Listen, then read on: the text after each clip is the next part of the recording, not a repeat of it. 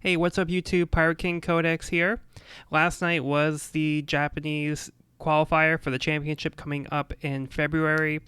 So it was really exciting to see a large scale tournament, and we are able to take a look at some of the top decks here. I have the list for the top two decks, and I'll go into these in detail. However, I did want to just start out by giving a big shout out to Hibiki OPCG. He hosted a stream with Leijin yesterday, and they provided commentary for the event that was being streamed in Japanese. So it was really helpful to have the stream. And he also does provide the translations for a lot of the cards that we've been using for playtesting. So he's been a big help to the community. So I just wanted to give him a quick acknowledgement here. If you're watching this video, you've probably already seen his content, but just in case, you should check it out. He does post consistent content with gameplay videos, and they showcase a whole bunch of different decks. So I would say just take a quick look if you haven't. Okay, so this was a 1,000 person event. This was a best of one single elimination tournament. Not sure if we'll have best of threes in the United States when eventually it does release over here on the competitive side, so we'll see. But a lot of the decks were geared more towards the aggro style. This had a good matchup basically against a lot of different types of decks. We didn't actually see as much purple as I expected to, but I did anticipate that Kaido would be the deck to win. It does have good matchups overall, and it has answers for a lot of the big threats in the metagame.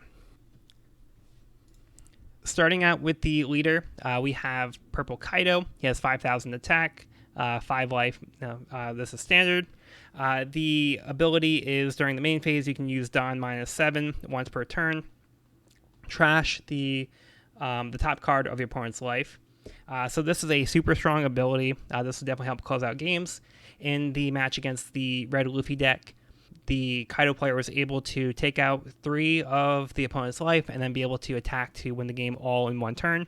They basically set up the board state in a way that they were able to smartly work around the Luffy player and make it so the Luffy player was basically out of steam.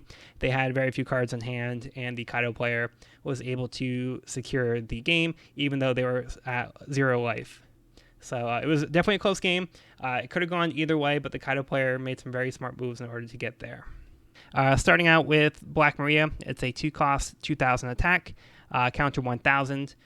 Just a cheap blocker, nothing too special here, but it's definitely good to have these cheap blocker characters in a pinch so you can put them on the field. You just need to have a body in order to block some of these larger attacks. Next up we have Ulti as a 3-of. This is a 2-cost character with 3,000 attack, no counter ability, but on play, you may rest 1 Dawn, and you can add 1 card from your Dawn deck and rest it. So this is a good card for ramping, but without the counter, I do think that this is a smart move to have it as a 3-of. You don't want to flood your deck any more than you have to with cards without counter. This deck already does run quite a few, so this is, I think, a smart number to play. We have another cheap blocker here. Higurashi is a 2-cost character with 3,000 attack, counter 1,000. Again, just a blocker to have a body on the field. We have another ulti as a 4-of. This is a 5,000 attack for 4, counter 2,000, which is the main reason to play this card.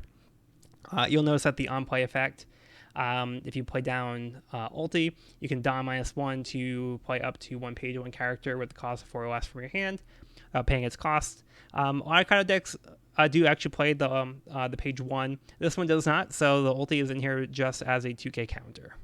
Up next we have Uta at 4 cost, 5,000 attack, 1,000 counter. Also has the block ability. On block, rest up to 1 of your opponent's characters that cost 5 or less if you -1 Dawn.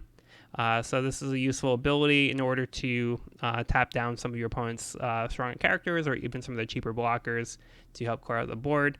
But it can also be used as a 1,000 counter if needed. We have Drake at 5,000 attack, 5 cost, counter 2,000. It does have an on-play effect of Dawn -1. Your opponent treasures 1 card from their hand. However, like the ulti, this card is basically going to be used as a 2k counter You can play it down in the pinch, but it's not going to be super useful to trash a random card from your opponent's hand. You don't know exactly what card you're getting rid of, and in some cases it may not actually be helpful. So this card is usually better reserved to just play as a counter. One of the best cards in the deck is Queen. It's a 5-cost character with 6,000 attack, counter 1,000. It is a blocker, and on play you can use Don -1 to draw 2 cards and then discard 1 card from your hand. Being able to cycle cards is definitely useful, and you can see more cards with the Queen. If you have any dead cards in your hand, you can use it to basically pitch it, and you can draw 2 cards and hope that they're more useful.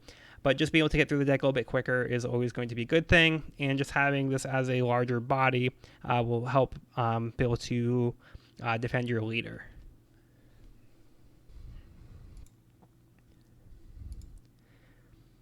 Up next, we have King from the starter deck. It's a 6-cost card with 7,000 attack. No counter, so definitely worth noting here, but this is a 4 of because the on-play ability is super effective here. So on play, Don -1, KO up to 1 of your opponent's characters with the cost of 4 or less. Definitely useful for clearing out some of the low-cost blockers and paving the way for your larger attackers to get through. So if you have something else around the board or your leader, you'll be able to clear the board in order to get some damage in.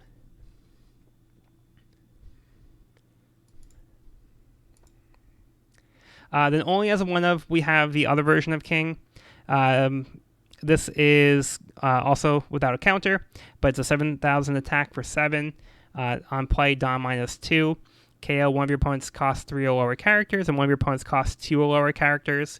So you are able to basically clear out more of your opponent's cheaper characters. So if they are flooding the board with these cheap blockers, this is when this card is going to be useful, but it's a lot more situational than the other King, and your targets are going to be a lot more limited. And you also do need to subtract 2 Don. You can't choose to just subtract 1 Don and only get rid of 1 character. So this is going to be a bigger commitment to be able to use the on-play effect. But because it's a more situational card, this is only going to be a 1 of. Next up is an interesting choice, is Fuguro Kuju. This is a 6-cost character with 8,000 attack. 1,000 counter. Other than that, it's just a vanilla. It's a big body for fairly cheap cost. I don't know if I exactly like this card being in the deck. It's only 2 of, so I can see the merit in that. But there may be other options that could be used in the deck in the place of this card. I didn't really see this having an effect in the game that we did see. We have 9-cost Kaido for 10,000 attack. Again, no counter on this card, but on play, you can Don -5 and return 5 Don cards to the Don deck. You may KO 1 of your opponent's characters with the cost of 6 or less. This character gains rush for their turn. Basically, this character can attack on the turn it's played without having to wait till the next turn. Rush is a really strong ability. We see a lot of this in the red deck, and that's one of the main strengths with the red decks. Purple does have its own rush as well, typically at the expense of the Don. Don -5 is a pretty hefty cost, but you can recover pretty quickly with the multiple ways of getting extra Don onto the field. This could definitely turn the tides, so if you get it down at the right time, it's going to be tough for your opponent to actually be able to block this.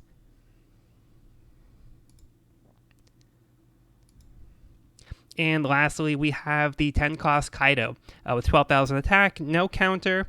However, on play, you can subtract 6 Don and return it to the Don deck.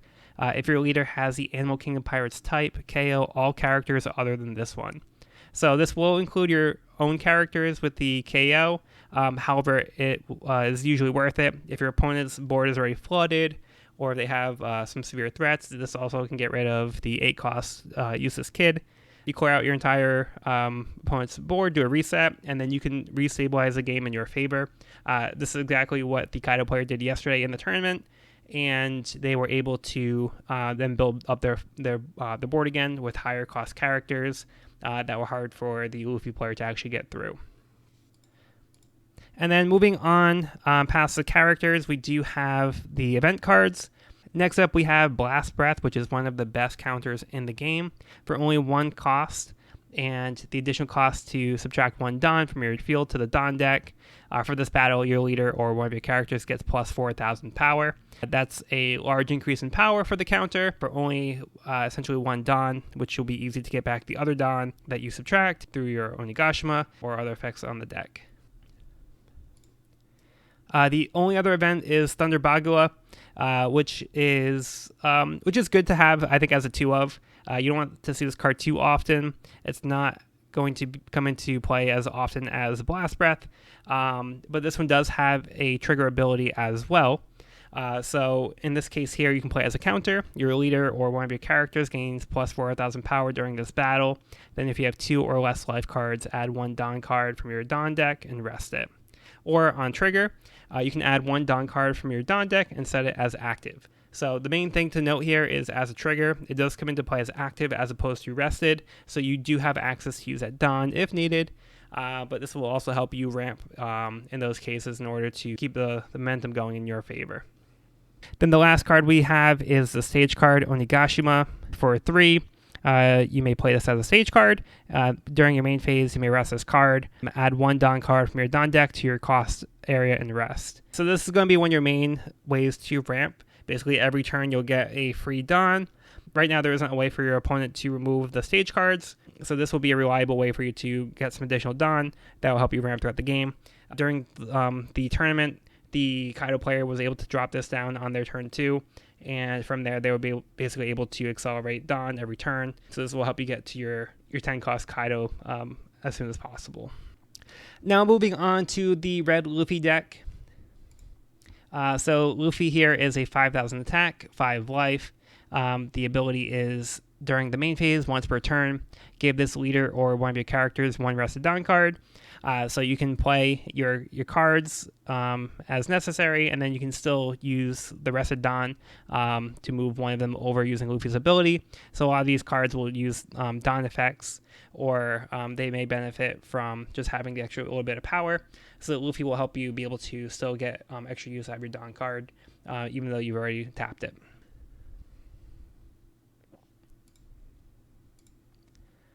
Okay, so the first character we have is a 4-of for Otama. It's only at 1 cost for 0 power, but it does have 2,000 counter and has a really strong on-play effect. Give up to one of your opponent's characters minus 2,000 power during this turn. This is going to be very useful in certain situations where you need to use your own effects on characters like your Robin or from your Jet Pistol. You'll be able to put some of the bigger characters in range to be targeted from those attacks. So this will be used in tandem in order to do that. The Law in the deck here as well has a similar effect. But the Otama is basically going to be here for that or for the 2,000 counter. Both cases are very useful. All right, so we have the 1 cost 2020 Chopper, 1,000 attack, no counter, just a cheap blocker. Again, always useful to have these cheap blockers to have just to be able to block. We have the 1 cost Nami at 2,000, counter 1,000. On play, look at the top 5 cards of your deck. Reveal up to 1 Straw Hat type card other than Nami, and you can add it to your hand. Then place the rest at the bottom of the deck in any order. So being able to see the top 5 cards of your deck is going to be useful. You can pick your Straw Hat crew type cards so you can get your key players. You'll definitely want to be grabbing like your Luffys or your Zoros or your Robins as needed. So this is definitely a card you'll want to have as a 4-of. Just note here that you can't grab a Nami. So either this card or any other version of Nami. So you can't be chaining Namis off each other. So just be aware of that. So next up we have the Bartolomeo. We have a 2 cost at 2,000 attack, counter 1,000. He is a blocker, but he does have the ability with Don times 2 attached. During your opponent's turn, this character gains plus 3,000 power, which will put him to 5,000 when he's blocking. So this can be very useful in certain cases as opposed to just having a cheap blocker. He may have a little bit more survivability just at the expense of attaching an extra Don plus Luffy's ability. It's only a 2 cost blocker to get there.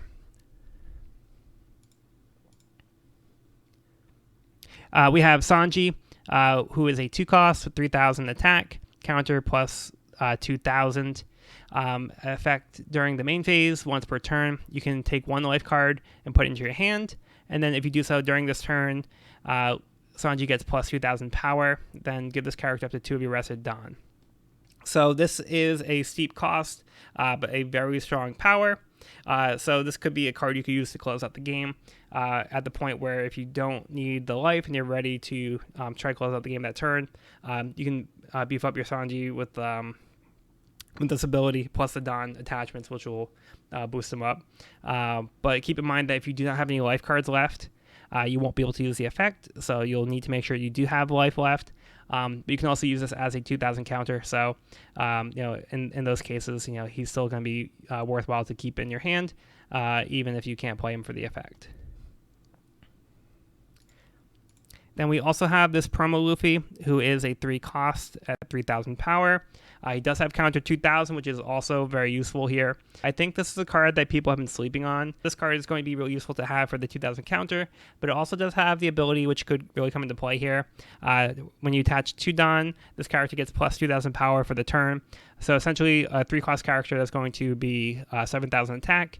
Using this with Luffy's leader ability, you can attach 1 of the rest of Don. So you can just attach 1 extra Don for the turn. And this will put Luffy up to 7,000. So this will be a good sized body for only 3. So you can apply some pressure early on. But again, you can always use this as a 2,000 counter as well.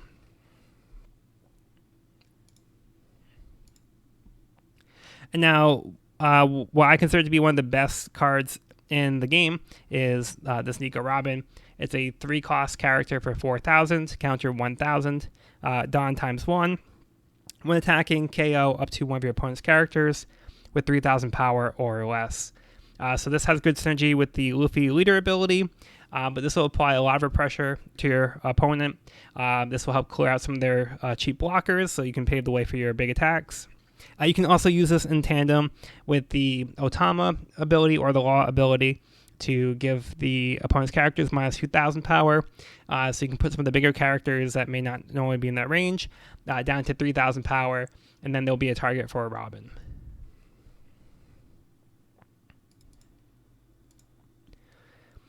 Three costs Roronoa Zoro, 5,000 attack, has Rush. So pretty straightforward, but having a cheap Rush card to come in at 5,000 power, definitely strong. So this is a nice early game play to help put pressure on. But with no counter, it is a little bit weaker, but it is definitely a card you want to be able to see and play early on. So I think this is a good 4 of. We have this promo Law. He's a 4 cost, 5,000 attack, counter 1,000. As I mentioned before, this character basically has the same effect as Otama. You can give your opponent's character minus 2,000 power for this turn. Same synergy with Robin or the Jet Pistol. Also, one of the best cards in this deck is the starter deck Luffy. He's a 5 cost, 6,000 attack, no counter. He comes in with Rush, and by attaching to Don, when attacking, your opponents can't activate blocker for this battle. So he is able to bypass your opponent's blockers and be able to get those hits in. With Luffy's leader ability, again, you can use that to attach the Don needed to activate his second ability here. But by being able to drop him down and come in for the Rush, he's a 6,000 attacker. With Don times 2, he's already going to be going up to 8,000. So he's definitely a force to be reckoned with. And the last character we have here is the 9 cost, 10,000 power Shanks. He comes in with Rush, and when attacking, your opponent cannot activate blocker on characters with 2,000 power or less during this battle. So he comes in and basically makes it so your opponent can't block with those cheap blockers that they may have been flooding the board with, giving them a false sense of security. And then he can come in and attack the turn that he's played. So he applies a ton of pressure, and 10,000 attack right off the bat is definitely something to be afraid of. The 4 copies may be a little much. I could see this being maybe like a 2 or 3 of. But this is a card that looks like this Luffy player did definitely want to make sure it was going to be present. We did see 2 of them come down during the game, so it looks like it was working out for him in that regard. but without the counter and this being a 9 cost, you're basically going to have this card be a dead card for most of the game. But when it does come out, it is going to possibly turn the tide of the game for you. And then lastly, we have the event cards. And then we have, for 1 cost and 2 years, to Sabaody. During the main phase, look at the top 5 cards of your deck. Reveal 1 Straw Hat type card, character card, and add it to your hand. Return the other cards in any order to the bottom of the deck. And then it has a trigger, which is the same as the main effect. So this is a good 2 of. You can use this to grab the cards that you need. Again, it's really important to see the cards when you need them, and there's planned targets in this deck. So as a 2 of, I think this is definitely a solid number for this deck. And then the last card we have is Jet Pistol. It's a 4 cost event card. During your main phase, KO one of your opponent's characters with the power of 6,000 or less. And then it does have a trigger effect. You can activate this card's main effect. So this is definitely a card your opponent has to watch out for. Being able to be played off of the life deck could basically throw off your opponent's momentum. They may have been planning to attack with one of the characters, and this card can just come in and just knock it out before they even get a chance. You can also use this card with Otama or Law to get some of the bigger characters down to 6,000, so you could use this to make them valid targets. So as a 4 of, this is a very strong card to have. But other than that, this deck doesn't run any counter event cards, and it's going to rely strictly on the counter cards on your characters here, and that's why it's also going to rely on these 2,000 cost counters, so you can help kind of balance out those lack of event cards. Okay, and just to talk about some of the other decks that had showed up, we did see a Red Zoro deck playing against a Red Luffy deck. The Red Zoro deck did end up winning. They played some vanilla cards like the Sai and the BB here. Essentially, they're basically 2 cost character cards with 4,000 attack. No extra effect, but they do have a 1,000 counter. But with the Zoro ability to add plus 1,000 attack, with 1 Don attached to the leader.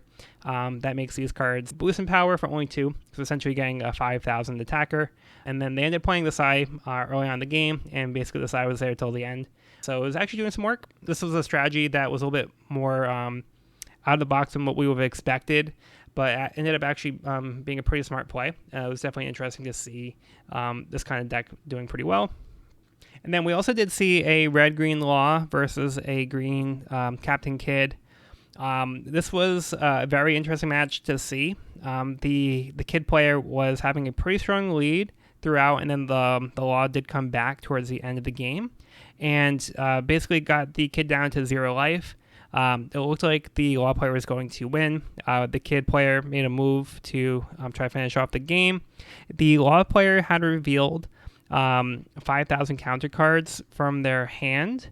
However, this actually wasn't enough to block the attack, but the Law player had an extra card in their hand that would have actually given them enough for the counter, but because they didn't reveal the card, this actually ended up costing them the game because he missed the counter phase in order to play the additional card. So he would have actually been able to win the game if he had played the extra card and had calculated correctly. So just keep in mind that at these high-level events, the rules are going to be strictly enforced. So the timing is extremely important. At some of the casual events, they may let you get away with some of these things, but for the most part, if you're going to be in a tournament setting, just be aware that you'll want to make sure that you are going to be playing by the rules, and you'll be keeping the phases and the timing in mind when making these decisions, and make sure that you are calculating correctly when you're making a move. Okay, so that's going to be it for today. I was excited to be able to go over some of the decks that we saw at the event yesterday, and I'm really excited to see how the metagame is shaping up right now. The metagame looks to be super healthy, and there's just so many different varieties of decks. Even leader cards are going to have different builds, and from one deck to the next, we're seeing some different choices being made. So I'm really excited to see what kinds of decks we'll see going forward and what decks we'll be placing in the upcoming events. We'll also have the next set coming out in Japan soon, so we'll probably see some different decks as that comes out. But for now, this is what we've been seeing. So Kaido and Luffy were two of the best decks we saw. We did see some more Green Kid as well. But hopefully we'll see other decks in the near future. Be sure to like and subscribe if you enjoyed this video. If you'd like to see more content from me in the future, be sure to leave some feedback in the comment section below. Or if you have some thoughts about your favorite decks or the results of the tournament, also leave your comments in the section below. I'd like to see your thoughts on the decks as well. But be sure to bring along all of your hopes and dreams, and I'll see you in the next video.